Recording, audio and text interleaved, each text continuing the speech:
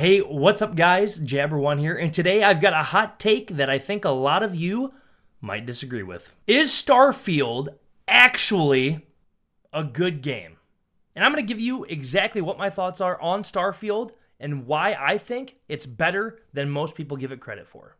Starfield was met with a ton of criticism at launch. It felt big, but it felt very empty, and the writing was just bad. At least that's what most people said. But when I play Starfield, I see a lot of reasons to keep me going. Now, as somebody with 1,500 hours in Starfield, people might look at that and say, okay, Jabber1's a fanboy. He's a Bethesda teacher's pet. And I will tell you, absolutely not. I have criticized Bethesda on this channel repeatedly, but that doesn't change the fact that I have had a really good time playing Starfield. Now, are there a ton of things that I personally would like to see fixed or basically completely scrapped and redone? Yep, sure thing. But just because I have those criticisms does not mean I did not have a super fun time playing Starfield overall. I think, from me personally, the addition of the Rev 8 and having a land vehicle was actually huge for Starfield. And I think it's actually an underappreciated update because really it changes the entire exploration loop for Starfield. Now, of course, there's always going to be those pesky loading screens and that poor writing. But the poor writing only goes so deep. Some things are better than others, but there are going to be those moments where you're like, man, this sucks. This story is bad right now. But I will tell you that UC Vanguard questline with the Terramorphs, they cooked with that questline. Now, yes, there could have been a little bit more layered in. They could have made it a little bit longer and given us more to do, but it was so good that I want that. You know, there are some quests where I'm like, thank God that's over. It should have been shorter because I didn't want to spend so much time going through this dumb questline. I didn't feel that at all. I felt, wow, I wish they actually gave me more in here because I enjoyed it that much overall.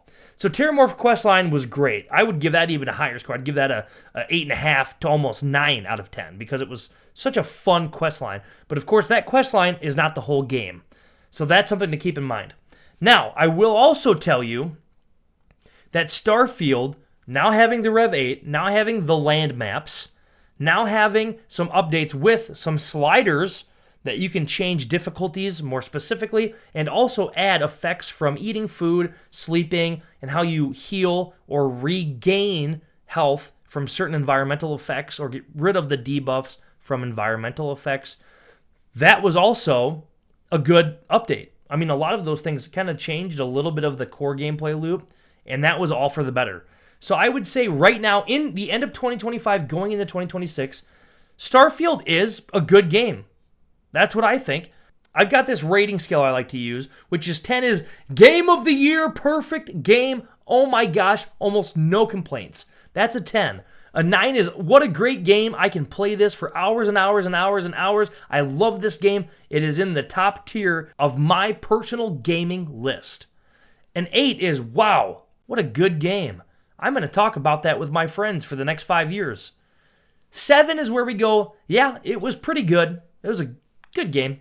6, we go, yeah, it was all right. 5, not great. Won't spend more than half an hour to an hour playing this, and then so on and so forth. And I personally give Starfield a 7.5 out of 10. So what I'm saying is, it's not quite, wow, what a great game. I'm going to talk about this for 5 years to my friends about how good it was. But it's also not, yeah, it was okay. I think it deserves more than that. And I know a lot of you guys are going to disagree, and I want to hear your comments. Let me know what you agree with. Let me know what you disagree with. But at the end of the day, I think it's a good game, and I think some people trash on Starfield because it was hyped up to be this incredible holy grail of Bethesda talent. And as we know, the Bethesda talent pool has been dwindling as of late.